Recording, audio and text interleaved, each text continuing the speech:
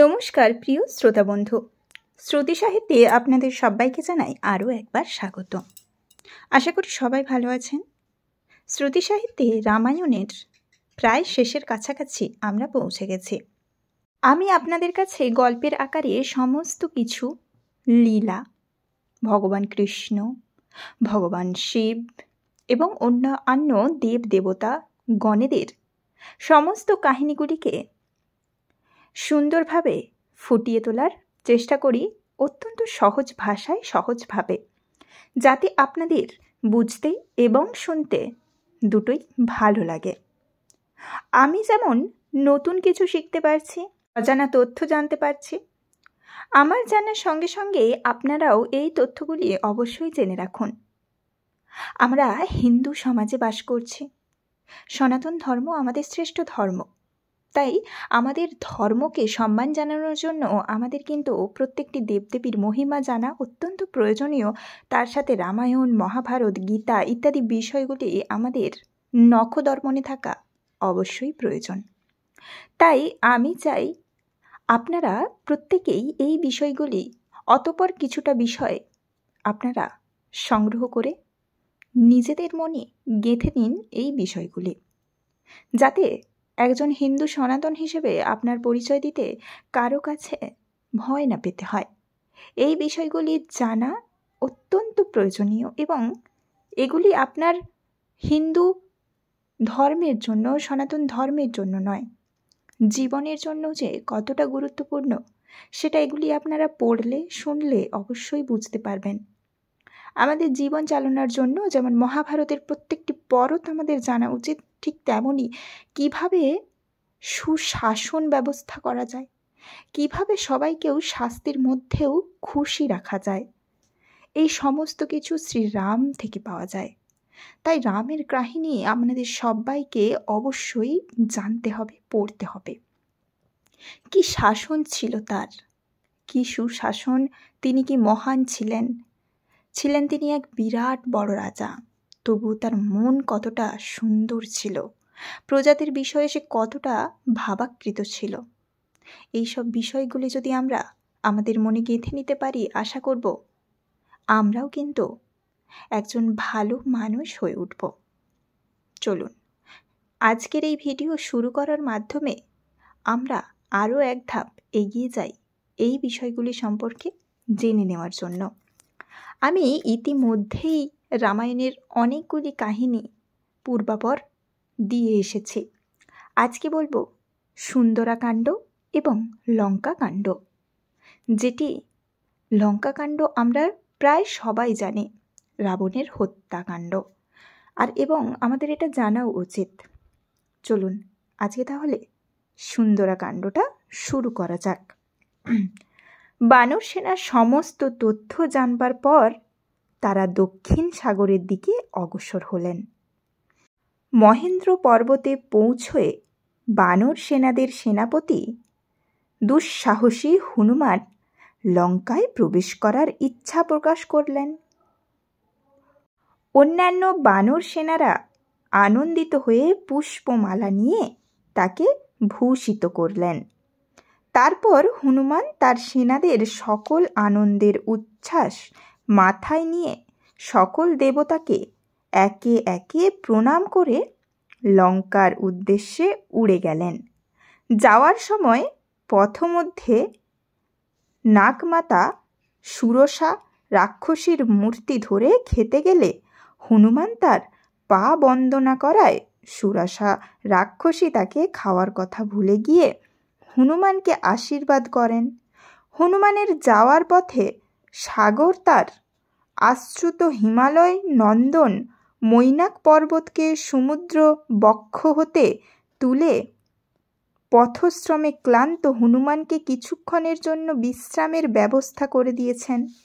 পথের মধ্যে সিংহিকা নামে এক রাক্ষসী বিরাট হাঁ করে তাকে খাওয়ার জন্য এলে চতুর হনুমান নিজের ক্ষুদ্র আকার ধারণ করে তার উদরে প্রবেশ করলে তারপর হাত নখ দিয়ে রাক্ষসীর উদর বিদীর্ণ করে তাকে ভাব লীলায় শেষ করে দেন।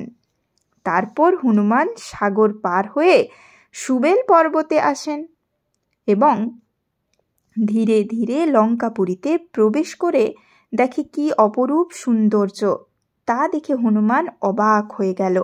ধীরে ধীরে রাজপ্রাসাদের সীমানায় প্রবেশ করে দেখতে পেলেন এক মন্দির। সেই মন্দিরের ভিতরে রয়েছে শিব পত্নী চামুণ্ডার মূর্তি। চামুণ্ডার মূর্তি দেখে হনুমানের কৌতূহল বেড়ে যায়। চামুণ্ডার এইরূপ অবস্থার কারণ জানতে চাইলে চামুণ্ডা দেবী বলেন, স্বর্ণলঙ্কা স্থাপন হবার পর শিবের নির্দেশ অনুসারে তিনি এই স্থানে অবস্থান করেছে। রাম ভক্ত হনুমান যেদিন লঙ্কায় আসবে সেদিন তিনি পুনরায় কৈলাসে ফিরে যেতে পারবে। হনুমান চামুণ্ডা দেবীর সমস্ত ঘটনা শোনার পর সংক্ষেপে নিজ পরিচয় বলে চামুণ্ডা দেবীর লঙ্কা ত্যাগ করে কৈলাসে ফিরে যান। এরপর অনেক খোঁজাখুঁজির পর সীতার সন্ধানে ব্যর্থ হয়ে রাম ভক্ত হনুমান রামচন্দ্রের স্মরণ করতে লাগলেন। এদিক ওদিক খোঁজবার পর দূরে এক ফুলের বাগানে দেখতে পেল। সেদিকে যেতেই দেখতে পেলেন এক ভয়ঙ্করী চেড়িদের দ্বারা পরিবেষ্টিত ক্ষীণ তনু, উজ্জ্বল স্বর্ণাভ গাত্রবর্ণ এক মলিন বেশী রমণী যেন কার বিরহ শোকে মুহ্যমান এক ঘন ঘন দীর্ঘ শ্বাসে চোখ দিয়ে জল ফেলছে। মলিন বসন পরিহিতা রমণীর মুখ হতে শুনতে পেলেন, হে রাম শ্রীরাম, তুমি কোথায় আছো? আমাকে শীঘ্রই এই স্থান থেকে উদ্ধার করে নিয়ে যাও। এই সকল কথা শোনার পর রামভক্ত হনুমান সীতা দেবীর সামনে উপস্থিত না হয়ে এক গাছের ডালে বসে বসে চারিদিকে সমস্ত কিছু দেখতে লাগলেন। রাত্রি দ্বিপ্রহরে রাবণ এবং তার অন্যান্য রমণী পরিবৃত হয়ে সীতার নিকট উপনীত হয়ে তার পাটরানী হবার জন্য অনুনয় করতে লাগলেন। কারো পায় নাহি ধরে রাক্ষস দশাননে, 10 মাথা লোটালাম তা তোমার চরণে। সীতাদেবী রাগে রাবণকে তিরস্কার করায় রাবণ খড়গা হাতে তাকে হত্যা করতে উদ্যত হলে মন্দোদরীর মধ্যস্থতা নিরস্ত হলেন। সকলে সীতা দেবীকে রাবণকে বরণ করার জন্য অনুরোধ করলেন। সীতা দেবী তাদের ধিৎকার দিতে থাকেন। এই সময় ত্রিজটা নাম্নী রাক্ষসী দুঃস্বপ্নের মধ্যে রাবণের আবশ্যকভাবেই নিধন কথা বক্ত করলেন, কিন্তু তার কথায় কেন কেউই কর্ণপাত করল না। একসময় সীতাকে একা পেয়ে হনুমান রামচন্দ্রের দেওয়া আংটি প্রদর্শন করে নিজের পরিচয় দিলেন।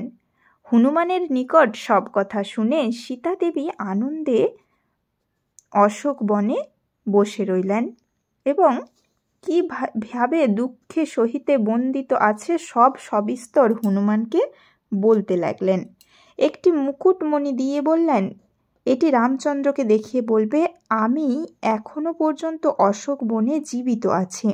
আরও বলবে যে 1 মাসের মধ্যে যদি উদ্ধার না করে আমাকে এখান থেকে নিয়ে যায় তাহলে রাবণের হাতে আমার মৃত্যু হবে।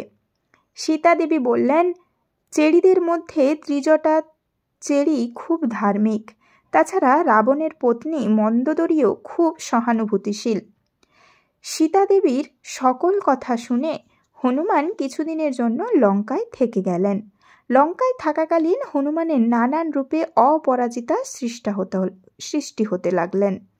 রাবণ ইন্দ্রজিৎকে দেখে তাকে বন্দি করে শাস্তি দেবার জন্য তার লেজের পিছনে ভালো করে দাহ পদার্থ লাগিয়ে তাতে আগুন ধরিয়ে দিলেন।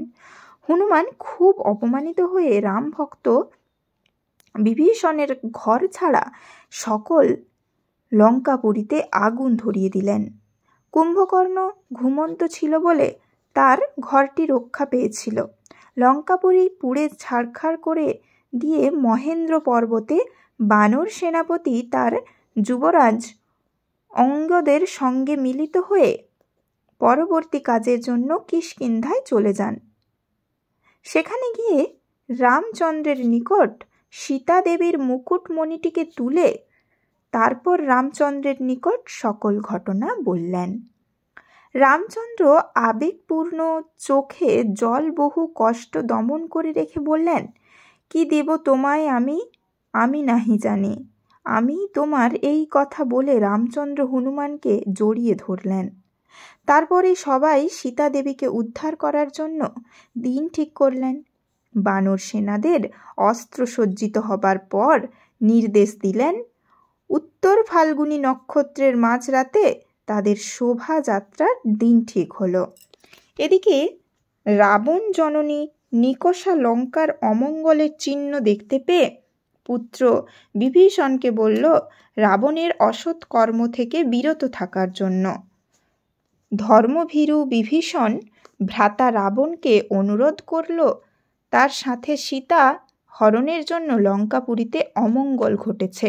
আপনি রামচন্দ্রের নিকট সীতাহরণের অপরাধের জন্য ক্ষমা ভিক্ষা চেয়ে নেন তিনি, কিন্তু রাবণের ভ্রাতা বাক্য না শুনিল কানে। বিভীষণের কথা শুনে কুপিত রাবণ কুবাক্যে বিভীষণকে বললেন, নির্বিকার হয়ে শান্ত চিত্তে বিভীষণকে বললেন, প্রকটেও ঈশ্বরের না চিনে অন্ধজন, অন্ধ যেন জানিতে না পারিয়ে রতন, রহিয়াছে চক্ষু কিন্তু দেখিতে না পাও, পেচক যেমন সূর্যমণ্ডলে দিবায়। ভ্রাতা বিভীষণ রাবণকে বোঝালেন যে তার পাপের ফলে লঙ্কাপুরী ধ্বংস হতে বসেছে। বিভীষণের উদ্ধতপূর্ণ বাক্য শুনে অহংকারী রাবণ সভাস্থলে পরিবার সদস্যদের সামনে বিভীষণকে অপমান করলে তিনি সকলের সামনে রাবণের পতন ঘটবে বলে শুনিয়ে দিলেন। প্রিয়বাদী জনরাজা সর্বত্র সুলভ, অপ্রিয় তথ্যের বক্তা শ্রোতাও দুর্লভ।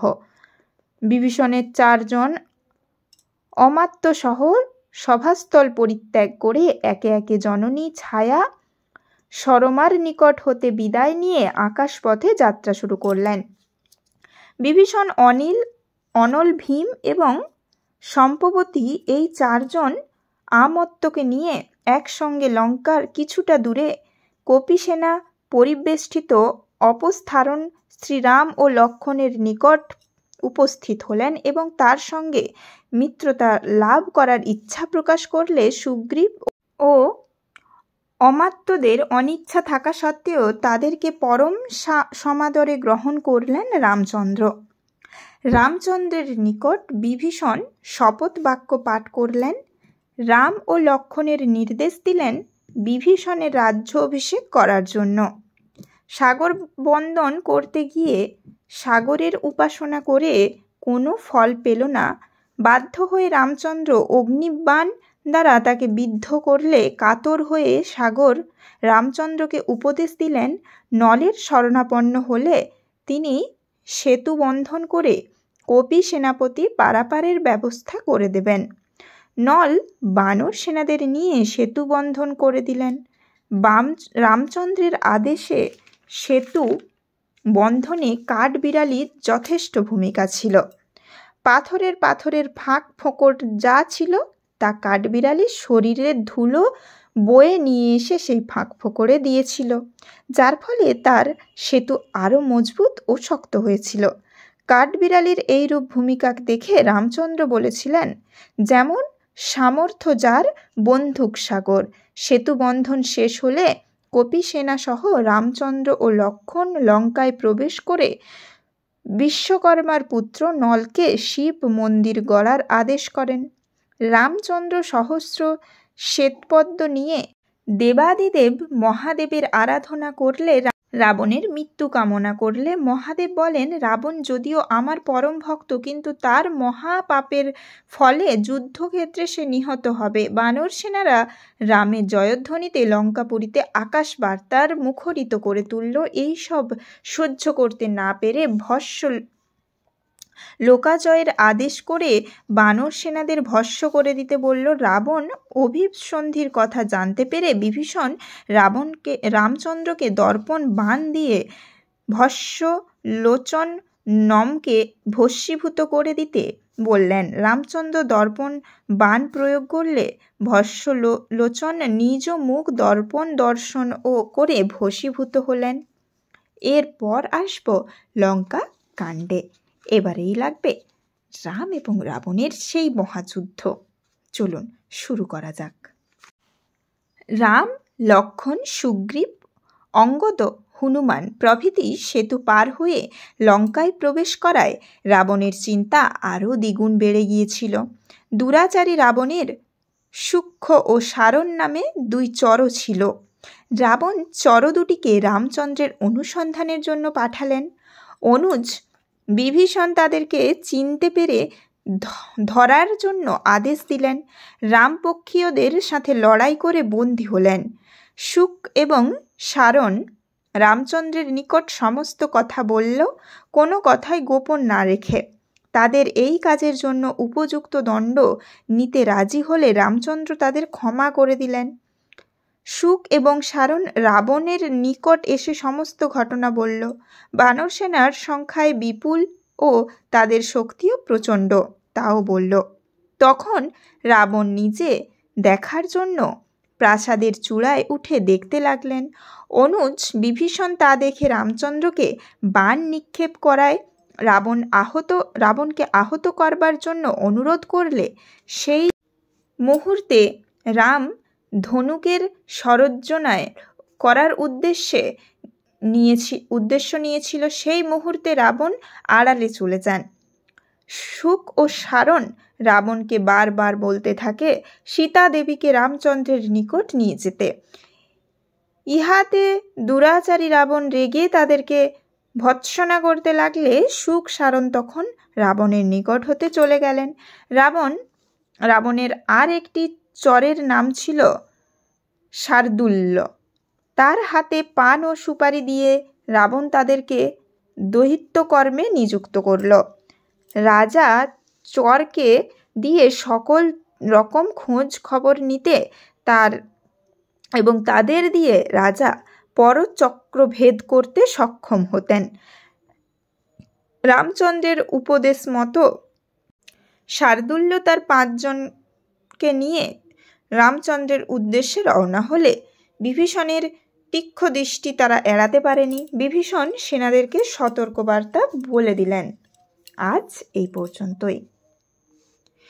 লঙ্কাকাণ্ডের পরবর্তী পর্বটি পরের ভিডিওর মাধ্যমে আমি আপনাদের কাছে পৌঁছে দেব। নমস্কার, হরে কৃষ্ণ।